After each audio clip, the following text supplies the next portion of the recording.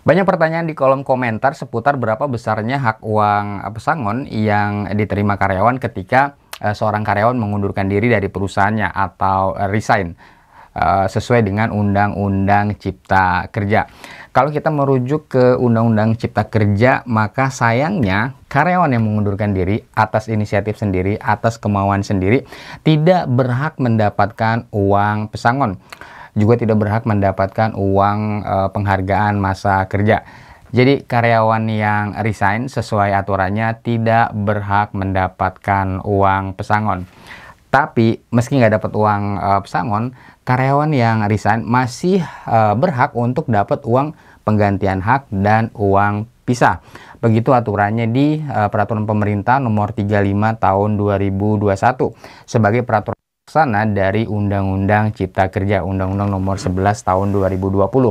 Nah, PP Nomor 35 2021 ini sendiri sebenarnya tidak mengatur secara rinci ya tentang hak uang pisah ini. PP itu cuma menentukan bahwa karyawan yang resign berhak atas uang pisah yang besarnya diatur di perjanjian kerja dan di peraturan perusahaan.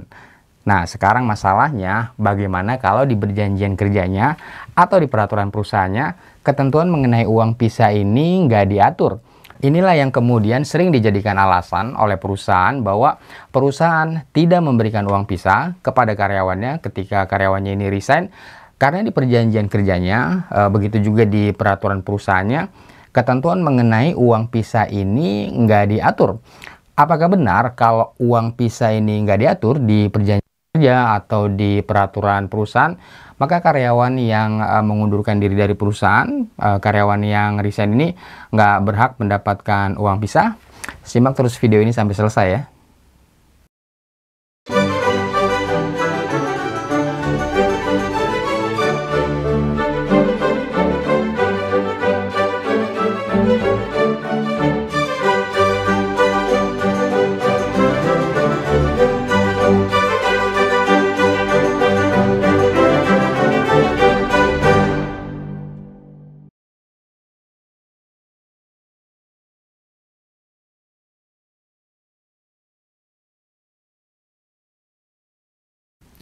Oke, sebelum membahas mengenai uang pisah, kita bahas dulu tentang pengunduran diri karyawannya ya, atau resign, supaya nanti kalau menuntut uang pisahnya bisa lebih clear, lebih jelas bahwa karyawan sudah mengundurkan diri secara proper, sesuai aturannya, sesuai undang-undang, dan karenanya berhak untuk menuntut uang pisah. Kalau kita merujuk ke pasal 36 huruf I di PP nomor 35 2021, di sana ditentukan bahwa pengunduran diri karyawan atas kemauan sendiri merupakan salah satu alasan untuk bisa dilakukan putusan hubungan kerja atau PHK.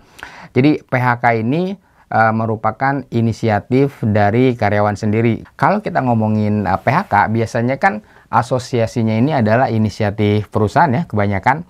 Tapi selain inisiatif perusahaan, ternyata karyawan juga bisa punya inisiatif untuk melakukan PHK, yaitu dengan pengunduran diri itu tadi atau resign.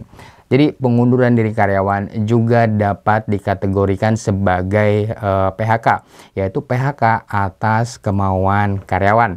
Nah, untuk bisa dikatakan terjadi PHK karena resign, pengunduran diri, ini syaratnya ada 3, harus dengan surat pengunduran diri, karyawannya tidak sedang terikat dalam ikatan dinas dengan perusahaannya, dan karyawan tetap melaksanakan pekerjaan atau kewajibannya sampai dengan tanggal pengunduran dirinya berlaku atau efektif. Jadi itu tadi syaratnya ada 3 untuk melakukan pengunduran diri karyawan dari perusahaan sesuai dengan peraturan perundang-undangan. Pertama, karyawan harus mengajukan pengunduran diri secara tertulis atau mengajukan surat pengunduran diri. Nah, pengajuan surat pengunduran diri ini harus dilakukan paling lambat 30 hari sebelum tanggal efektifnya pengunduran diri tersebut, atau yang biasa kita kenal dengan 1 month notice. Jadi kalau surat pengunduran dirinya diajukan tanggal 30 Agustus misalnya ya, maka paling cepat pengunduran diri itu resminya terjadi sebulan kemudian atau tanggal 30 Septembernya. Lalu syarat yang kedua, tidak ada ikatan dinas di antara karyawan dan perusahaan. Ikatan dinas ini biasanya berupa sebuah perjanjian khusus ya di antara perusahaan dan karyawan, di mana dalam perjanjian itu karyawan dilarang untuk mengundurkan diri dari perusahaan selama jangka waktu tertentu. Misalnya katakanlah untuk selama jangka waktu 2 tahun. Nah, adanya ikatan dinas ini biasanya karena karyawan sudah diberi training oleh perusahaannya untuk mengembangkan skillnya, dan biasanya biaya trainingnya ini cukup mahal. Jadi adanya ikatan dinas ini adalah untuk menjamin bahwa setelah diberi training, karyawan ini harus mengabdi kepada perusahaannya untuk selama jangka waktu tertentu dan tidak boleh cepat-cepat mengundurkan diri. Kan perusahaan juga udah mengeluarkan investasi untuk trainingnya, untuk pengembangan skill dari sumber daya si karyawan tersebut. Nah, jadi kalau karyawan masih punya ikatan dinas, maka karyawan itu tidak bisa mengajukan pengunduran diri ya, atau resign, kecuali memang pihak perusahaan menyetujuinya dengan tanpa syarat. Biasanya ikatan dinas ini kalau dilanggar ada konsekuensinya, misalnya karyawan akan dikenakan denda atau penalti kalau resign. Dan kadang-kadang sebagai jaminan supaya karyawan ini nggak mengundurkan diri di dalam ikatan dinas itu, nggak jarang perusahaan juga biasanya akan menahan ijazah karyawannya. Lalu syarat yang ketiga, dalam jangka waktu 30 hari one month notice tadi, karyawan tetap melaksanakan kewajibannya. Jadi selama masa 30 hari itu, karyawan masih tetap harus bekerja untuk perusahaan, yang biasanya dalam prakteknya digunakan untuk bikin laporan-laporan terakhir sisa pekerjaan ya, atau persiapan untuk handling over ke penggantinya. Dan karenanya juga karyawan masih berhak mendapatkan gajinya. Jadi dengan terpenuhinya ketiga syarat tadi, maka bisa dibilang karyawan telah resmi memutuskan hubungan kerjanya dengan perusahaan atau PHK. Dan karenanya berlakulah segala konsekuensi hukum akibat pengunduran diri tersebut.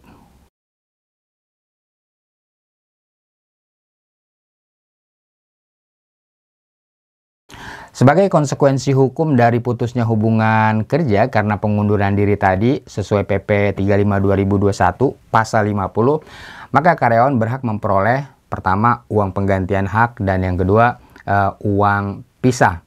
Ketentuan mengenai uang penggantian hak ini diatur di pasal 40 ayat 4 PP 35/2021. Di sana ditentukan ada 3 komponen uang penggantian hak. Ada cuti tahunan yang belum diambil dan belum gugur, ongkos pulang karyawan dan keluarganya ke tempat di mana karyawan itu diterima bekerja, dan komponen-komponen lainnya yang biasanya ditentukan di perjanjian kerja atau ditentukan di peraturan perusahaannya. Jadi misalnya kalau karyawan resign dan saat resign itu karyawan belum mengambil jatah atau hak cuti tahunannya yang biasanya 12 hari setahun, maka hak itu bisa digantikan dengan sejumlah uang. Jadi sisa cuti tahunannya yang belum diambil dan belum gugur ini bisa diganti dengan sejumlah uang, yaitu uang penggantian hak. Begitu juga kalau karyawan ditugaskan di tempat lain atau misalnya di kota lain yang berlainan dengan tempat di mana karyawan itu direkrut ketika mulai bekerja di perusahaan. Maka ketika resign dan akan pulang ke tempat asalnya, tempat karyawan itu direkrut, ongkos pulangnya ini ditanggung oleh perusahaan. Dan tanggungan itu dikategorikan sebagai uang penggantian hak. Misalnya karyawan direkrut di kota Jakarta, kemudian ditugaskan di kantor cabang perusahaan katakanlah di kota Medan. Ketika karyawan itu resign dan akan kembali pulang ke Jakarta, kota asal di mana karyawan itu diterima bekerja, maka ongkos pulangnya termasuk ongkos-ongkos untuk pulang keluarganya juga. Kalau misalnya karyawannya itu kesananya itu satu keluarga, itu ditanggung oleh perusahaan dengan uang penggantian hak. Dan selain itu ketika karyawan melakukan pengunduran diri, sebaiknya cek kembali ya isi perjanjian kerja dan peraturan perusahaannya untuk mengetahui hak-hak apa saja yang ada di perjanjian kerja dan di peraturan perusahaan kalau karyawan mengundurkan diri. Karena bisa aja di sana ditentukan hak-hak lainnya yang memang tidak ada atau tidak diatur di dalam peraturan perundang-undangan, tapi diatur misalnya di peraturan perusahaan.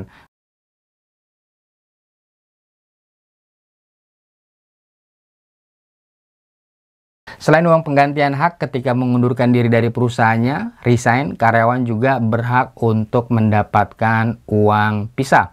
Ketentuan ini diatur di PP 35 2021 pasal 50, di mana karyawan yang resign berhak mendapatkan uang pisah yang besarnya diatur di dalam perjanjian kerja atau di dalam peraturan perusahaan atau di dalam perjanjian kerja bersama. Nah, di dalam prakteknya kalau terjadi PHK biasanya yang dipertimbangkan atau yang paling banyak ditanyakan oleh karyawan ke perusahaannya, tentu saja melalui Departemen HRD, biasanya adalah tentang uang pesangon dan uang penghargaan masa kerja. Berapa besar uang pesangon saya? Jawaban HRD itu pasti udah jelas, nggak ada uang pesangon untuk karyawan yang mengundurkan diri. Itu sudah jelas diatur sesuai dengan ketentuan di dalam peraturan perundang-undangannya. Karena tidak ada hak uang pesangon atas pengunduran diri karyawan, biasanya kompensasi kepada karyawan ini tidak terlalu menjadi isu ya, atau jarang dipertimbangkan, karena memang sesuai undang-undang karyawan yang resign itu dia tidak berhak untuk mendapatkan uang pesangon, juga tidak berhak untuk mendapatkan uang penghargaan masa kerja. Tapi jangan lupa, meski tidak mendapat uang pesangon, karyawan tetap berhak mendapatkan uang pisah. Nah, kadang-kadang HRD perusahaan suka lupa nih sama ketentuan mengenai uang pisah ini. Karena taunya karyawan yang resign tidak mendapat uang pesangon dan karenanya dianggap tidak mendapatkan kompensasi apa-apa lagi selain uang penggantian hak seperti tadi. Jawaban HRD paling-paling ya itu tadi. Karyawan tidak berhak mendapatkan uang pesangon, dan mau nanyain uang pisah, kadang karyawannya juga nggak ngerti kalau dia itu sebenarnya sesuai undang-undang memang berhak mendapatkan uang pisah. Jadi di sini ya perlu peran aktif dari karyawannya itu sendiri ketika dia mengundurkan diri. Kalau HRD perusahaan tidak memberikan uang pisah ketika karyawan resign, maka hak karyawan untuk menanyakannya ke HRD, mengingatkan uang pisahnya sesuai dengan pasal 50 khususnya di huruf B PP nomor 35 tahun 2021. Soalnya kami juga pernah ada pengalaman ya, ada karyawan yang resign tapi tidak mendapatkan kompensasi apapun dari perusahaan. Kalau uang penggantian hak memang tidak ada saat itu karena memang tidak ada tidak ada hak karyawan yang perlu diganti, baik hak cuti tahunan maupun ongkos pulang karyawan ke tempat asalnya direkrut.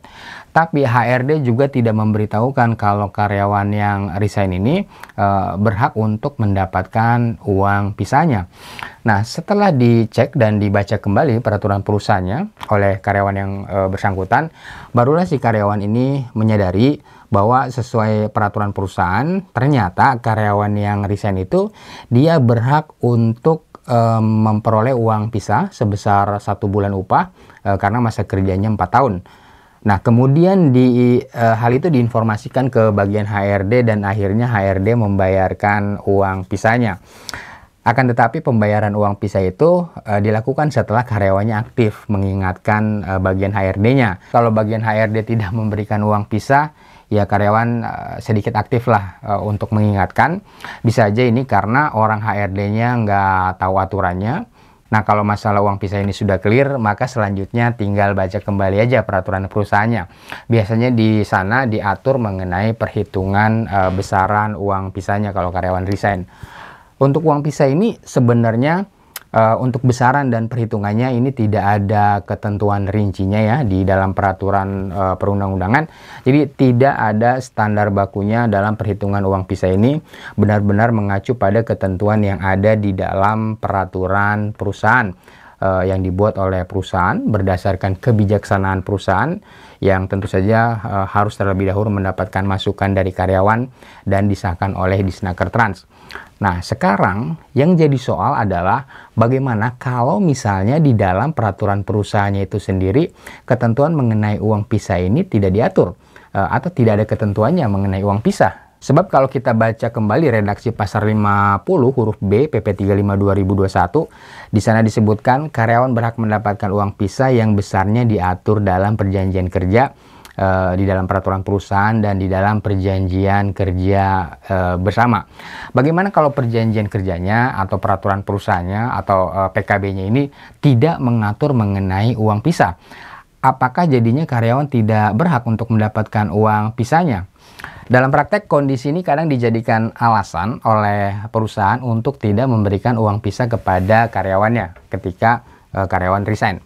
Alasannya peraturan perundang-undangan menentukan besarnya uang pisah ini diatur dalam peraturan perusahaan. Sementara peraturan perusahaannya sendiri tidak mengatur ketentuan mengenai uang pisahnya, tidak ada aturannya. Jadi karena peraturan perusahaan tidak mengatur uang pisah, maka dianggapnya perusahaan tidak punya kewajiban untuk memberikan uang pisah itu kepada karyawan. Kadang ini alasan dan argumen perusahaan yang disampaikan melalui HRD-nya. Pertanyaannya sekarang, apakah memang begitu? Apakah memang karyawan tidak berhak mendapatkan uang pisah karena ketentuan mengenai uang pisah ini tidak diatur di dalam perjanjian kerja atau diatur di peraturan perusahaan? Jawaban singkatnya tentu saja tidak. Karyawan yang mengundurkan diri tetap berhak mendapatkan uang pisah terlepas dari apakah peraturan perusahaan mengaturnya atau tidak mengenai uang pisah tersebut. Jadi uang pisah tetap merupakan hak karyawan yang mengundurkan diri atau yang resign. Sesuai pasal 50 di PP nomor 35 2021, karyawan yang mengundurkan diri berhak mendapatkan uang pisah. Ini prinsipnya. Uang pisah adalah hak karyawan yang mengundurkan diri. Nah, tinggal besarannya aja yang diatur di perjanjian kerja atau di peraturan perusahaan. Jadi, yang diatur di perjanjian kerja atau di peraturan perusahaan adalah besaran jumlah uang pisahnya. Tapi secara prinsip, secara hak uang pisahnya itu sendiri sudah lahir pada saat terjadinya pengunduran diri, meskipun tidak dideklar secara tegas di dalam peraturan perusahaannya. Nah, ketentuan ini juga bisa kita simpulkan dari adanya putusan pengadilan hubungan industrial di dalam perkara tuntutan uang pisah oleh karyawan ke perusahaan. Kita ambil contoh misalnya salah satu perkara gugatan uang pisah di pengadilan hubungan industrial di kota Surabaya tahun 2009 yang tentunya ini sudah jadi jurisprudensi, sudah bisa jadi dasar hukum yang tegas bagi pembayaran uang pisah oleh perusahaan kepada karyawannya. Jadi dalam perkara itu kasusnya seorang karyawan perusahaan, dia sudah bekerja selama 9 tahun lebih di perusahaannya. Kemudian ketika karyawan ini mengundurkan diri, dia minta uang pisah ke perusahaannya. Nah, perusahaan kemudian tidak bersedia memberikan uang pisahnya. Alasannya karena itu tadi, peraturan perusahaan mereka tidak mengatur mengenai uang pisah. Nah, karena perundingan bipartit antara kedua belah pihak, antara perusahaan dan karyawannya ini tidak mencapai kesepakatan mengenai uang pisah itu, maka karyawan tersebut melaporkan perselisihan itu ke Disnaker Trans. Jadi, karyawan yang bersangkutan mencatatkan perselisihan mereka tentang uang pisah ke Disnaker Trans dan masuklah Disnaker Trans sebagai mediator. Dan setelah dimediasi oleh Disnaker Trans ternyata juga tidak ada kesepakatan. Sampai akhirnya Disnaker Trans memberi anjuran tertulis kepada karyawan dan perusahaan yang intinya menganjurkan agar perusahaan memberikan uang pisah kepada karyawan sebesar 4 bulan upah untuk masa kerja karyawan selama 9 tahun lebih. Nah, kalau dibandingkan uang pisah sebesar 4 bulan upah ini itu besarnya sama dengan besarnya uang penghargaan masa kerja untuk karyawan yang sudah bekerja selama 9 tahun lebih.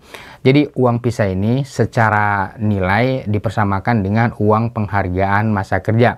Tapi namanya tetap uang pisah meskipun nilainya sama dengan uang penghargaan masa kerja. Pihak karyawan kemudian menerima anjuran tertulis yang disampaikan Disnaker Trans tadi, tapi perusahaan tidak menerima anjuran tertulis tersebut, tetap tidak bersedia membayar uang pisah kepada karyawan, maka karyawan akhirnya mengajukan gugatan ke pengadilan hubungan industrial.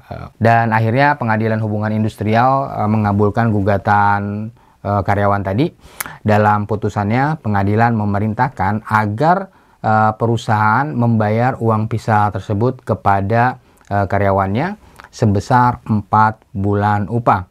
Dan karena perusahaan masih tetap tidak menerima putusan pengadilan hubungan industrial tersebut, akhirnya perusahaan pun mengajukan perlawanannya. Perusahaan mengajukan kasasi ke Mahkamah Agung dan tetap pada akhirnya putusan Mahkamah Agung membenarkan putusan pengadilan hubungan industrial sebelumnya, sehingga secara hukum karyawan berhak mendapatkan uang pisah besarnya sebesar 4 bulan upah untuk masa kerja 9 tahun lebih.